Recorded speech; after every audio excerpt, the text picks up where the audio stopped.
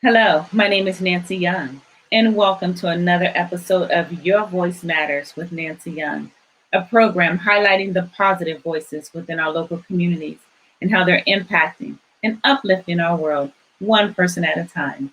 Now, before we get started, go ahead and hit the like and subscribe button. Today, we'll be highlighting your voice through that of true community service. My guest today is from Tracy, California. Her name is Miss Rhodesia Ransom. At this time, help me welcome Miss Rhodesia. Hey, thank you for having me.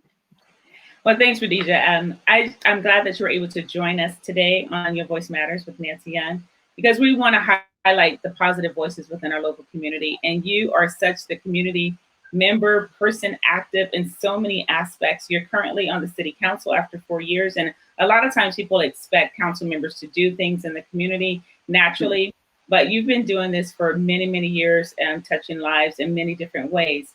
We'll start with Sow a Seed Community Foundation, which is focused on mentoring and mental health. So let's talk about when did that all get started for you? That's interesting. So that started back in 2005. It started as a program going into schools to help out Dr. Franco, who was the superintendent for Tracy Unified, and his student services director, Rebecca Frame, because we were active in the community in the business world, and they saw that we were good with youth, and they were asking, can you come in to talk to some kids, or can you mediate? At that time, Tracy was a really, we're still a growing community, but West High, they were having a lot of different issues with young people and families moving from the Bay Area, and there was like a major culture clash. And they said, we need somebody to come in and help connect these young people to different businesses and professions. And so it started very organically as a small mentoring program and just, doing conferences and coming in when necessary. But then the necessary became more frequent, and we just realized that young people just really needed support. And through mentorship, you'll find out that there are sometimes traumatic experiences or just toxic environments, and they need to learn how to cope. And we learned that we needed to connect them to mental health services. And so throughout the years, we've strengthened that because we just don't want young people to take those adverse childhood experiences throughout their life, because if you don't resolve those things, then you live with them forever and they show up in different ways. Right. So you also have counseling. I know when I met you more than 10 years ago, it was in this arena of mentoring.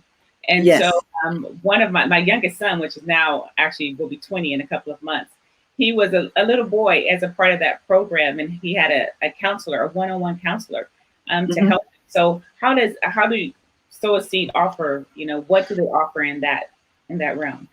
So it depends on, so we, first of all, we start off with an assessment when they come through our program, depending on how they're referred. Some kids only come through our program for mentorship programs, and they are only there for prevention programs. It could be social emotional learning skills, self-esteem building, learning how to have healthy relationships and communicate well with other people. And then there's some young people who come with a referral, whether it be from the school or from a family member that is saying, they are struggling with something. And so if they're struggling with something, we have different levels of staff. We have mental health specialists, and those staff know how to do the assessments and pass those young people on to clinicians if necessary.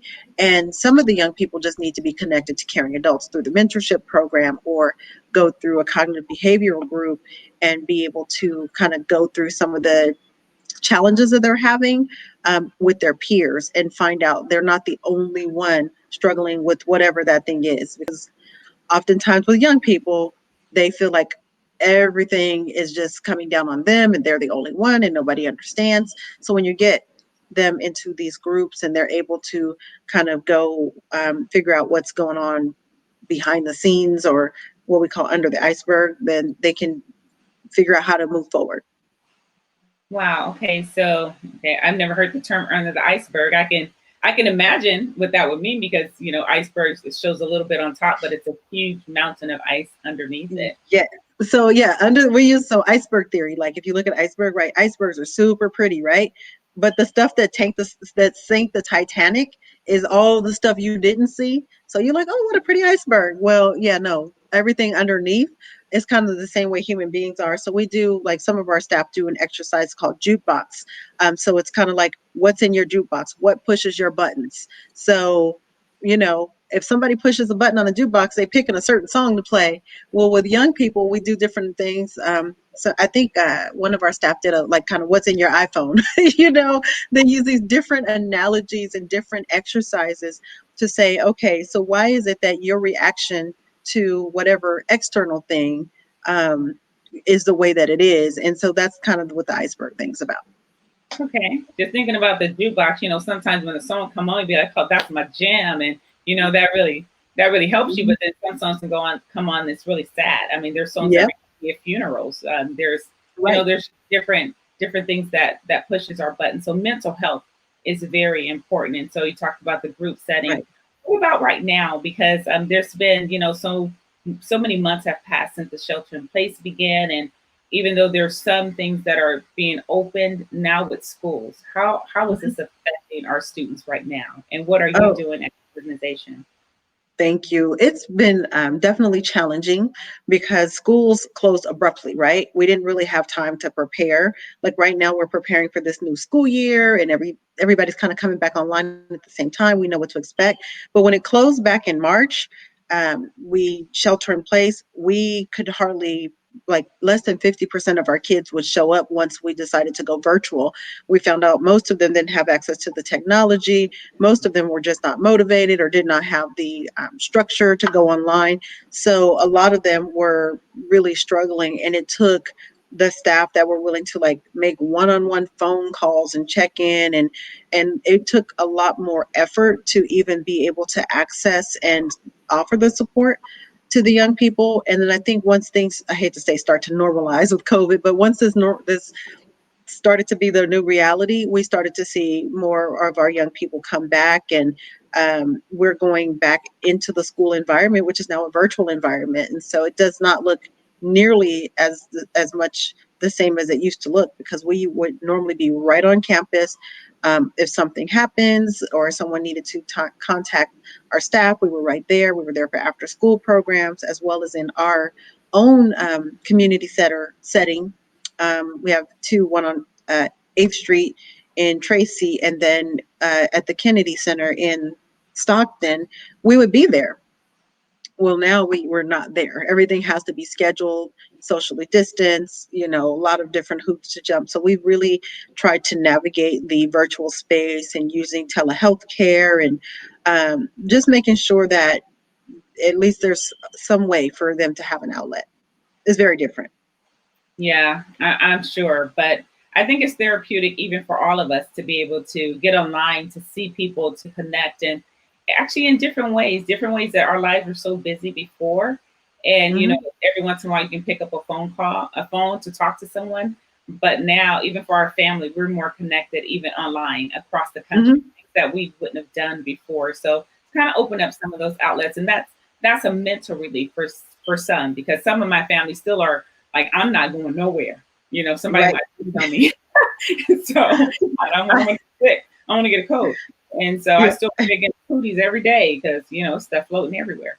But I'm the same. Yeah, I totally agree. Like, I had a chance to connect with some friends on Zoom, and I'm going, I use Zoom for work. So why do I want to get on a Zoom to hang out with y'all? But it actually was it was fun connecting with people. So I think the same way, you go in, my own kids, they're like, Mom, I'm not going on Zoom with my friends, because you anticipate that it's not going to be engaging, but it can be.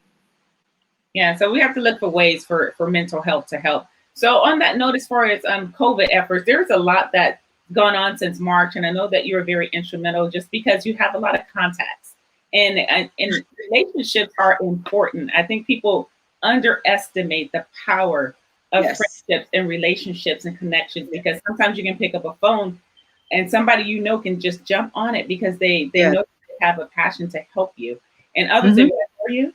so so tell me about some of the things that you were able to really get accomplished, to get help within our own local community during this Yeah. COVID. Well, it's really interesting because relationships are super important and you don't realize it. I hate to say until you like really need things and you're going, who can I call? How can we help? In this COVID situation, wow. No one saw this coming. And, I probably abused my resources at this point because I helped get our testing site here. We did not have a testing site, and citizens, part of being able to shut down COVID is being able to know where COVID is in the community, because COVID is transmitted through host, and we need people to be tested, and especially if they've been exposed, or if they have some symptoms, or if they have some suspicions. And so we were not able to find anyone here, and other cities were spending, I think Hayward's spending like $1 million, a lot of money. And so I called up my friends and I just said, hey, can you set up a testing site here? And so I was able to get Planned Parenthood. Their health clinic was closed. And I said, you know what? It would be great if you can help our community. So we talked to their people in Sacramento, and I just did some introductions to our staff, and helped with some, logistics, and was able to step away so they can focus on, being able to provide that testing. And I will tell you, it was supposed to be a short-term thing. And we thought we're going to be sheltered in place for a few weeks. So they came in April, and they're still here. We've also been very grateful to be able to help, like the convalescent homes here. People will call you for really odd things. They needed diapers. And so I'm like looking everywhere. I'm like, you can't find diapers. There was a diaper shortage. They could not find diapers. So another resource, called a friend who was connected to the Pregnancy Resource Center, because I knew that they did diaper drives. And so they were able to help the convalescent hospital with diapers. We've helped the hospital with PPE, connecting some of the business sources who actually were connected to suppliers, because it's just unbelievable. You think it's a pandemic, it's just a mask. We can get those ordered. There was a shortage of those things. And so we actually were able to connect some business suppliers to the Nurses Association and help with those things. So it's really like all hands on deck. Nobody can do this by themselves, but it is really good when you do know people like you can call up that are willing to answer your call and show up when you need help in our community. And on the council, the first thing we tried to do the very first night, we knew that the small businesses were going to be impacted. So being able to say, what can we do to help small businesses? So it's a lot of heavy lifting with many hands. It's what we've got to do, is just network. Yeah, I'm sure for you to recount all the many things that's happened over these last almost 6 months, it's hard to recount all those things. I remember, because I'm a follower of you on Facebook and Instagram, so I see a lot of other things that that you were out there doing, even with groceries, with the seniors, Yes. with homeless encampments, cleanups, Yeah. and everything. So there's a lot that you're doing in our community. So I think that that's important to be highlighted, because a lot of things happen and people, I don't know who people assume make these things happen. It's just like poof, magic. That's true. These things are just done and in place. And then I think we probably give credit and rely on other people, and to where it really doesn't lie. So it's a lot of things that That's we true. do as council members. I'm a fellow council member as well. That we make decisions on, but resources and things are so important. And so on that note, I want to shift gears to another thing, because homelessness is something that's really growing. It's not that homelessness is new. Homelessness was around before any of us were born, and Yes, in the Bible, talks about you're going to always have those that are in need, Mhm. those who are homeless, those who need food. So it's been going on for many hundreds and thousands of years. So, Yes. but does that leave responsibility on anybody? Do any of us, have a heart to care? That things just happen? No. But what can we do? So homelessness has been an issue that's been on the table for years, prior to you Yep. coming to council. And so the thing is that, the city has various responses, our various responses. And Yeah. so I noticed when you got on council 4 years ago, the first thing that you did do was start an homelessness task force here in the Yes. city of Tracy. So it was something that you did as an individual. And so the Yes. thing is that I kind of lean on that too for resources, because even though, I could ask for things, but I'm limited Yeah. on different ones that I know. And so you had those resources. So just tell me about what came about of how you were, just had the thought to do the homelessness task force, and how that all has come to where it is today. Well, I'll tell you honestly, I think that the best way to be successful and to achieve anything is about collaborating, right? And working together with people, especially working together with the voices from the community. And I've lived here, what, almost 20 years this year. Yeah, 20 years. And the homelessness you didn't see homeless people when I first moved here. And then, and I grew up, I was born and raised in San Francisco. It was not uncommon to just see, homeless people everywhere. It's a bigger, more densely populated community. I mean, I can go on and on. But as it was started to grow and just reaching out and networking with people. There were a lot of different organizations that were all doing the same thing with little coordination and no support from the city. And so I really felt, even though, in the county resources, the county, that's where resources for services for homelessness typically come from, but you had all these service providers trying to work together. The least we can do as a city is make sure that we are coordinating with their efforts. So that's what we did. Is we got together, we said we're going to work together. Those members started, making sure that they weren't duplicating days that they were feeding, that they were trying to connect them to actual resources and not just food. And they put together different work groups to find out what resources were where. And so originally, the intent was to work with our city council. But when you do things like this, the political will is not always aligned, and homelessness is a very divisive issue. And so, wasn't able to right away connect with our city.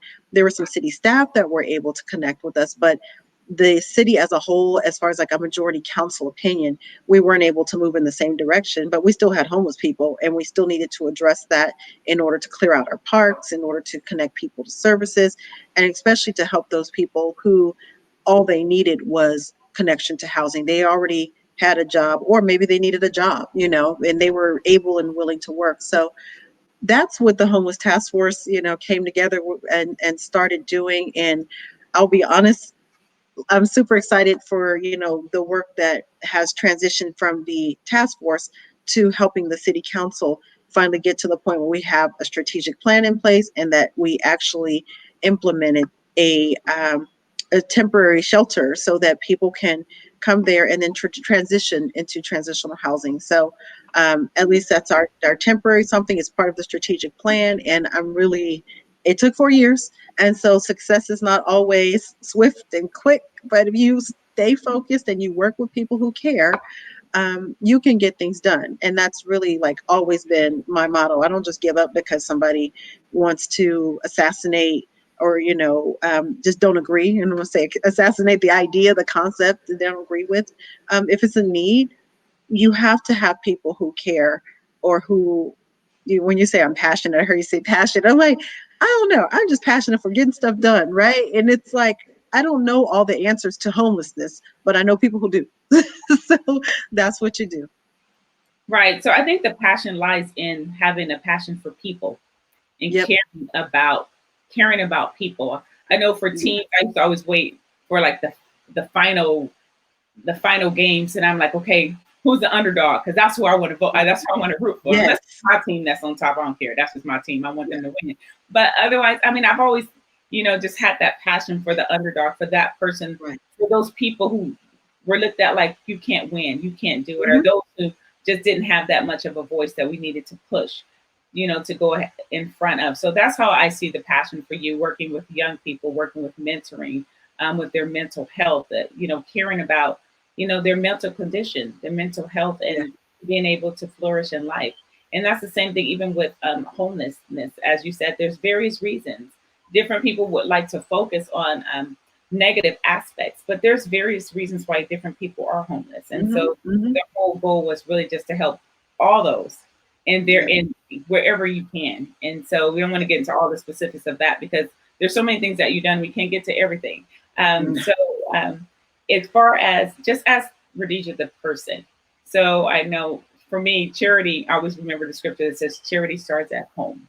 So tell me about your home, your husband, your kids, and how does that, really inspire you and what you do for our community? Ooh, those people. So, my kids, my youngest is just started college. So, our kids are, we're 23, 20, and 18. And so they've always been active in the community. My husband's always been active, even though he has a full-time job in probation. He's always been a coach, a mentor, and so it's just kind of like what our family does is gets actively involved in the community. So people always wonder, like, oh, is your family okay with all the stuff that you're doing? I'm like, they're not home. They're busy. They got their own lives. They have their own things to do. And so that's kind of how I grew up. My grandmother was a missionary. I know you've heard me talk about it. And so when you grow up, your grandma's a missionary, it's just what you do. If you have some time to give to something that is of value, you just kind of find yourself naturally doing it. And so, my family, we still get a lot done.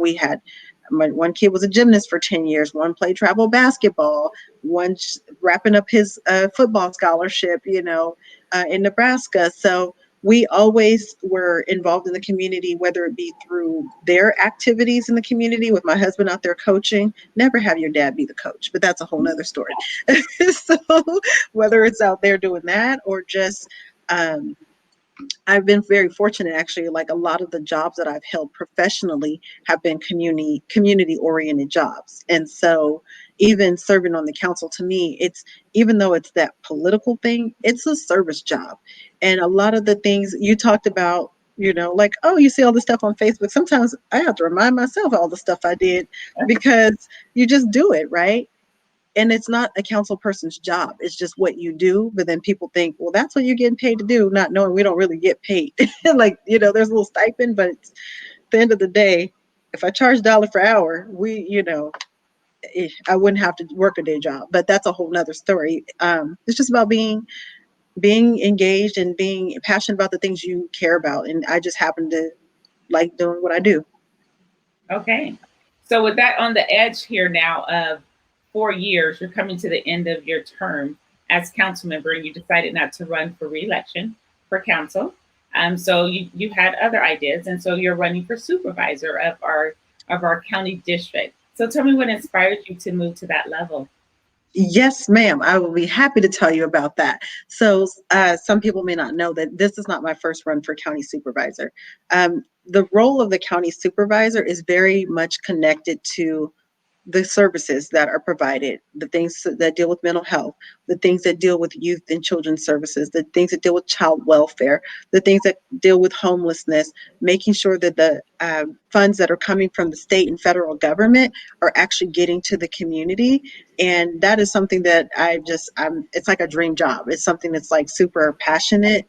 Now, when you say passionate, I'm like, that is to be able to do that job at that level and connect the resources to our community, which we've been a little neglected, in my personal humble opinion. I think that we can definitely use a stronger voice, to use Nancy Young's words. We need a voice.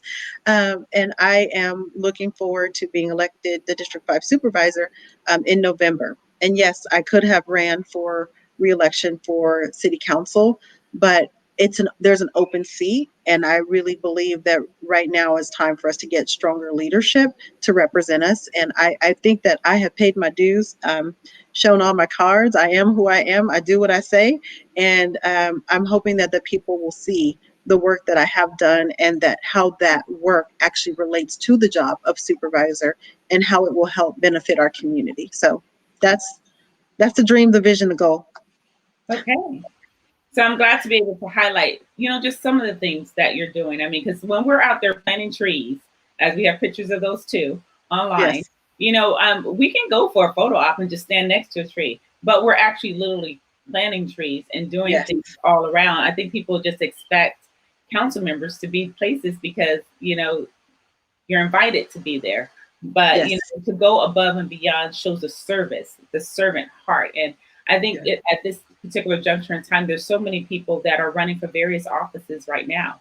And I believe our communities are looking for people that actually care, that actually Yep. care about what happens to them, that actually care about resources coming Mhm. to our places, wherever we live.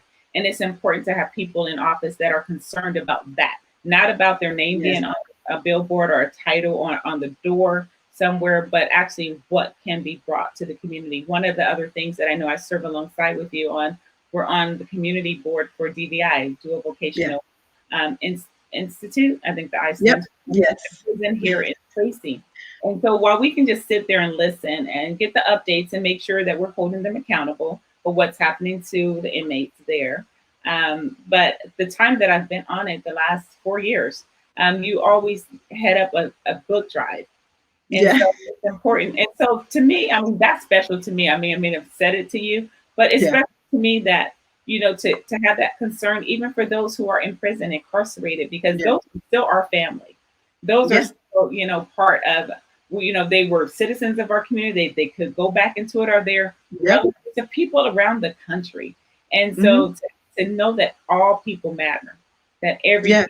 every person matters. And so some people are there of their own volition, some people are there because of lies, but whatever reason, they're there, just to show just some other things that you're doing to give back. Thank you. So Yeah. now, No. I like to say that you should not sit on a board. You should serve on a board. And I remember going to DVI. I was appointed by Senator Wolk, which that was back in 2011, okay, and before Kathleen Galgiani was our senator. And I remember going, okay, so what do we do here? you know, and just really looking that at the fact that those inmates are going to, a lot of them, that's a receiving center, are going to be released back into our community. What can we do to help make them better before they come back to, they're right here. People don't know there's a prison right in Tracy. And I'm like, oh yeah, institute does not stand for school. Uh, so, it's always about not just sitting somewhere, it's about serving. And so, yeah, I didn't know you noticed that, but yes, that's why I was just, I don't know, inspired to do that, because I just thought, well, if we're going to get together, we can at least bring something that's going to add value. So thank right. you.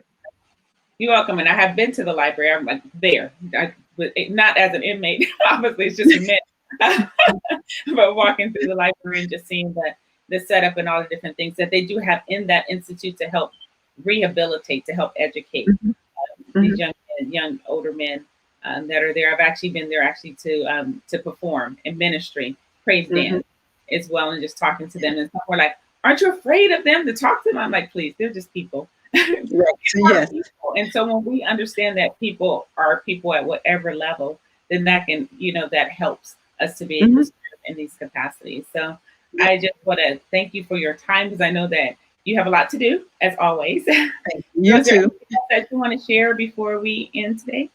No, this was actually a lot of fun. So thank you very much for inviting me to come and have this conversation. And I just want to just say that it is really important that we remember humble beginnings. No matter how well off you were, the humble beginnings are actually really good to reflect on, because when you're out and about, especially with everything we have going on in the world, it's just so important that we just do our little part.